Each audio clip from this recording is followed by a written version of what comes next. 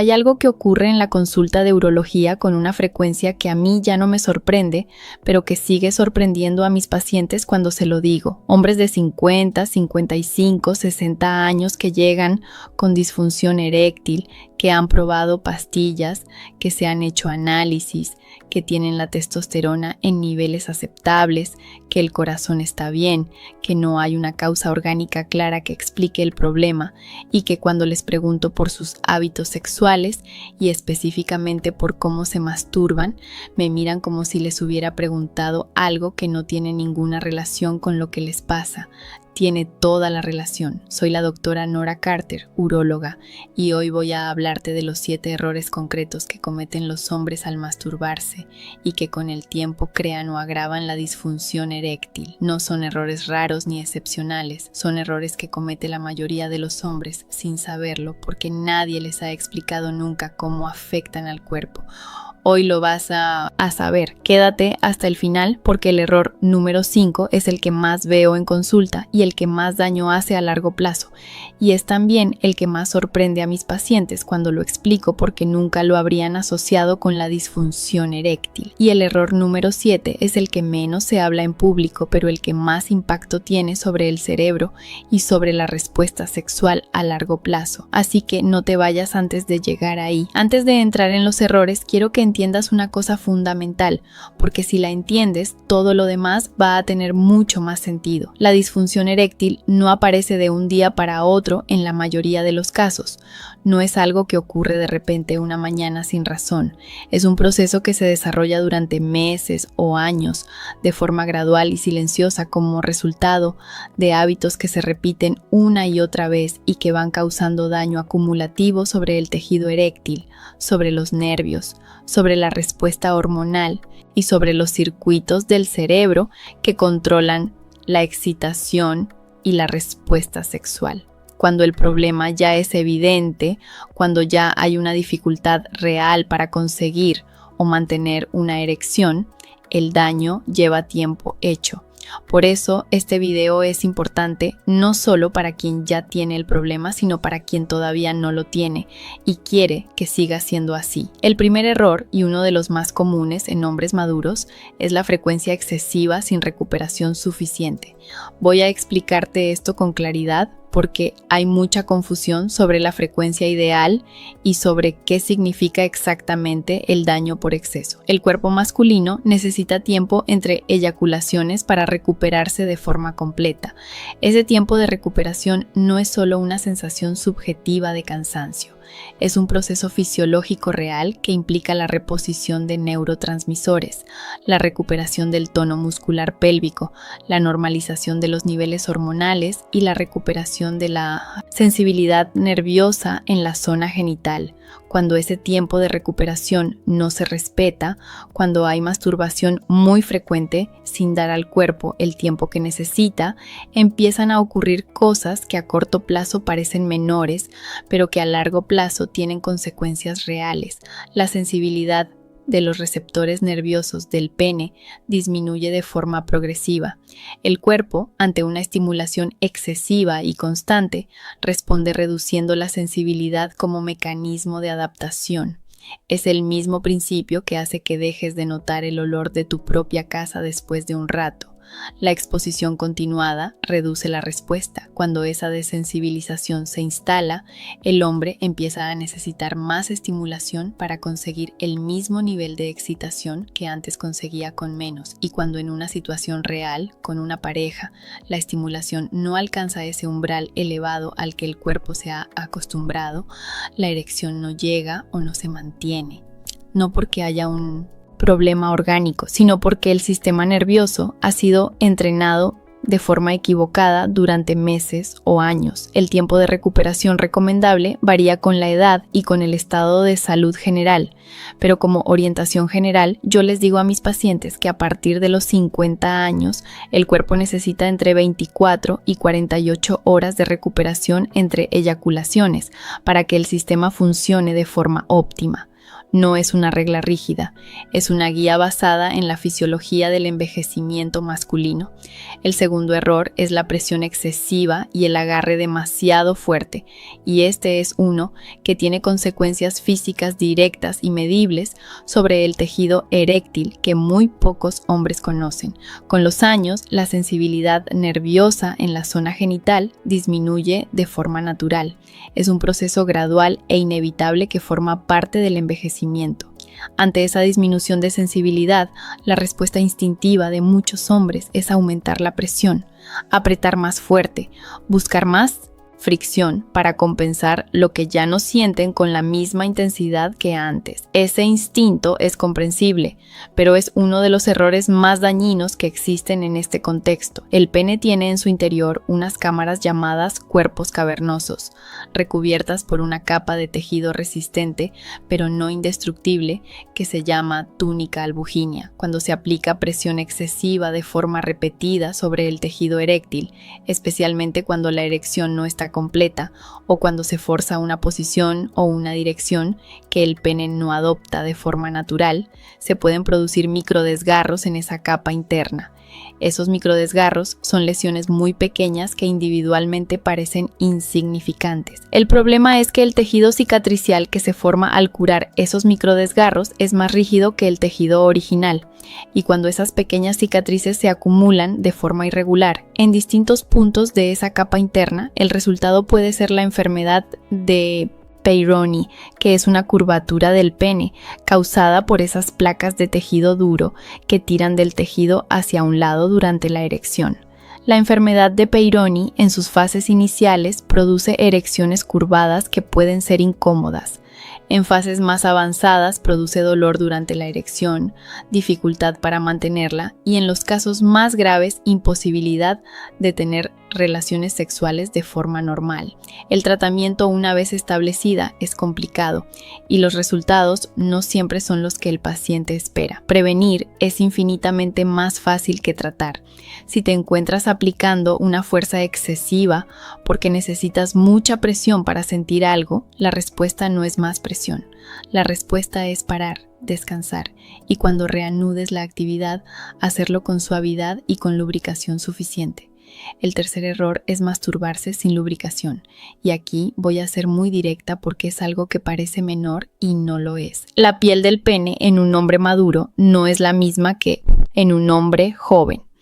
Con los años y con la bajada progresiva de testosterona, esa piel se vuelve más fina, más seca, menos elástica y significativamente más vulnerable a la fricción. La masturbación sin lubricación suficiente en un hombre mayor de 50 años puede causar microabrasiones en la superficie de la piel, pequeñas heridas que no duelen de forma significativa en el momento, pero que acumuladas en el tiempo deterioran la calidad del tejido, reducen la sensibilidad superficial y pueden abrir la puerta a infecciones locales que complican el cuadro. Pero hay algo más que va más allá de la piel superficial. La fricción excesiva sin lubricación también puede contribuir a ese daño en las capas más profundas del tejido eréctil del que hablé en el error anterior. El lubricante no es un accesorio opcional ni algo que pertenece exclusivamente al terreno de las relaciones sexuales con pareja. Es una medida de protección básica para un tejido que ya no tiene la resistencia que tenía hace 20 o 30 años. Un lubricante a base de agua es suficiente, es barato, está en cualquier farmacia sin receta y no necesita ninguna explicación al comprarlo. No hay ninguna razón para no usarlo. El cuarto error es masturbarse en una posición o con una técnica que fuerza el pene en una dirección no natural. Este es un error que parece obvio cuando se explica, pero que muchos hombres cometen de forma habitual sin darle importancia. El pene en erección tiene una dirección natural que varía de un hombre a otro, pero que en cada hombre es consistente. Cuando durante la masturbación se dobla, se tuerce o se fuerza el pene en una dirección que va en contra de esa curvatura natural, especialmente con la erección completa o casi completa, se ejerce una tensión sobre esa túnica albuginea de la que hablé antes que puede causar exactamente los microdesgarros que llevan a la fibrosis y a la Peyronie. También puede dañar los nervios dorsales del pene, que son los nervios que recorren la parte superior y que son responsables de gran parte de la sensibilidad. Un daño repetido sobre esos nervios reduce la sensibilidad de forma progresiva y puede contribuir a la dificultad para alcanzar la erección y el orgasmo con estimulación normal. Parece una obviedad decirlo, pero lo digo porque lo veo en consulta. El pene no es una estructura rígida e indestructible. Es un tejido vascular y nervioso delicado que responde bien cuando se trata bien y que se deteriora cuando se maltrata de forma sistemática. Trátalo con el respeto que merece. Antes de continuar con los 3 errores que quedan y que son los más importantes de la lista, necesito pedirte algo. Dime en los comentarios tu país, tu edad aproximada y si estás notando alguna dificultad con la erección en este momento, ya sea para conseguirla o para mantenerla.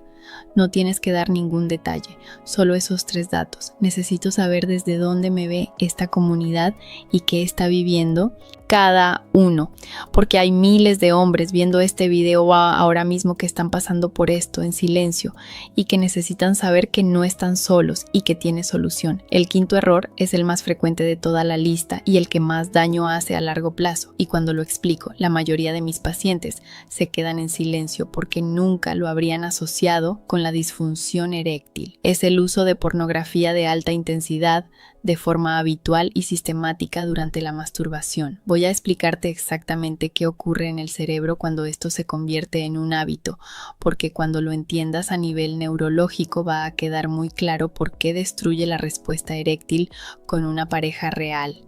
El cerebro humano tiene un sistema de recompensa que funciona a través de una sustancia llamada dopamina. La dopamina es la molécula de la motivación y del placer anticipatorio. Cuando haces algo que el cerebro considera placentero o valioso, libera dopamina. Esa dopamina refuerza el comportamiento y te hace querer repetirlo. Es el mismo sistema que está detrás de los hábitos, de las adicciones y de la motivación en general. El problema con la pornografía de alta intensidad, la que tiene contenido cada vez más extremo, con cambio constante de escenas y de estímulos, es que produce picos de dopamina de una intensidad que ninguna situación sexual real puede igualar. La variedad constante, la novedad permanente, la intensidad visual extrema, todo eso dispara el sistema de dopamina de una manera que la realidad no puede competir. Cuando el cerebro se acostumbra a esos picos de dopamina muy elevados durante la masturbación, establece ese nivel como el umbral necesario para generar una respuesta de excitación. Y cuando ese hombre está con una pareja real, en una situación sexual real, que tiene tensión, emoción, tactilidad, pero que no tiene la novedad constante y la estimulación visual extrema de la pornografía, el cerebro no libera suficiente dopamina para alcanzar ese umbral. La erección no llega, o llega débil, o no se mantiene.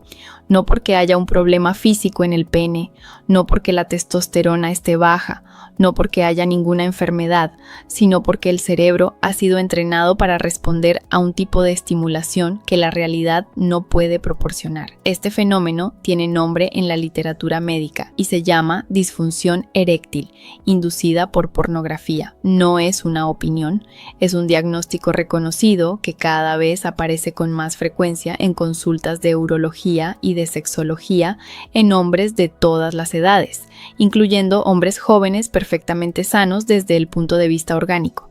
En hombres mayores de 50, donde la respuesta eréctil ya requiere más estímulo que en la juventud por razones fisiológicas normales, el impacto de este hábito es especialmente destructivo. El camino de vuelta existe, pero requiere tiempo, paciencia y, en muchos casos, acompañamiento profesional. La buena noticia es que el cerebro tiene plasticidad, puede reaprender, pero primero tiene que dejar de recibir el estímulo artificial al que se ha acostumbrado. El 6º error es la masturbación compulsiva como mecanismo de gestión emocional, y este es el que más trabajo me da en consulta porque es el que más se resiste al cambio y el que más frecuentemente se niega o se minimiza. Cuando un hombre se masturba de forma compulsiva, no porque sienta deseo real, sino para escapar de la ansiedad, para aliviar la soledad, para tapar el aburrimiento profundo, para calmar una tensión emocional que no sabe gestionar de otra forma, forma. Está usando la masturbación como una droga de alivio rápido. Y como todas las drogas de alivio rápido, tiene un coste. El coste a nivel sexual es doble. Por un lado, la masturbación compulsiva, muy frecuente, produce la desensibilización de los receptores nerviosos y la fatiga del sistema de recompensa del que hablé antes. Por otro lado, esto es lo que menos se explica. Desvincula completamente la respuesta sexual del deseo real. El hombre aprende a excitarse y a eyacular sin que haya un deseo genuino detrás, sin que haya una emoción real que lo impulse.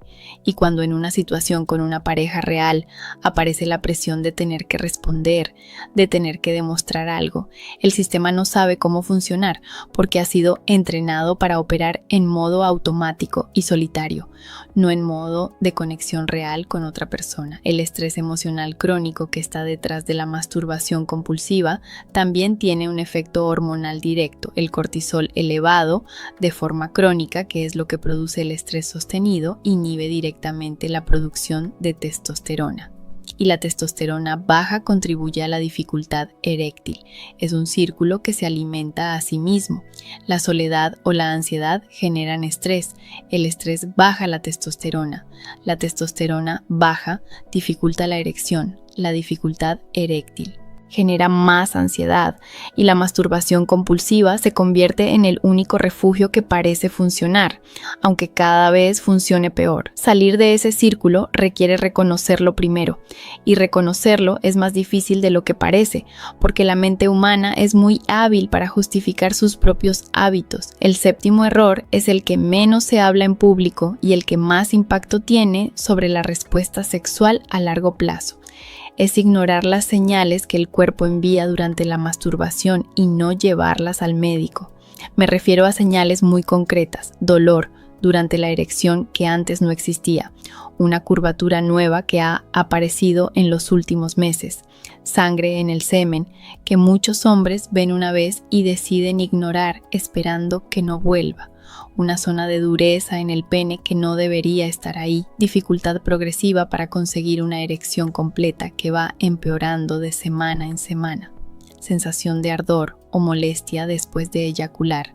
Todas esas señales tienen en común que son fáciles de ignorar cuando ocurren en el contexto de la masturbación privada, porque no hay nadie más presente que las note, porque la vergüenza hace que el hombre prefiera esperar a ver si se van solas, y porque en muchos casos el hombre ni siquiera tiene claro si lo que nota es normal o no. El resultado es que condiciones que detectadas a tiempo se resuelven de forma relativamente sencilla, como las fases iniciales de la Peyronie o infecciones locales o cambios en la próstata que se reflejan en el semen, se dejan avanzar durante meses o años hasta que el problema es mucho más difícil de resolver. Yo les digo a mis pacientes siempre lo mismo: si durante la masturbación notas algo que no notabas antes, algo que te parece diferente o que te genera duda, eso es suficiente razón para venir a consulta. No tienes que esperar a que duela mucho.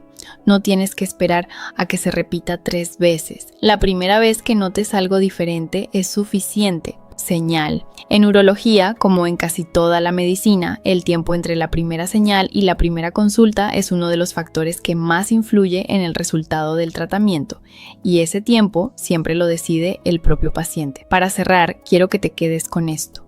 La disfunción eréctil no es inevitable con la edad. En muchos casos es el resultado de hábitos concretos y modificables que se han ido instalando de forma gradual, sin que el hombre sea consciente del daño que están causando. Conocer esos errores es el primer paso para corregirlos.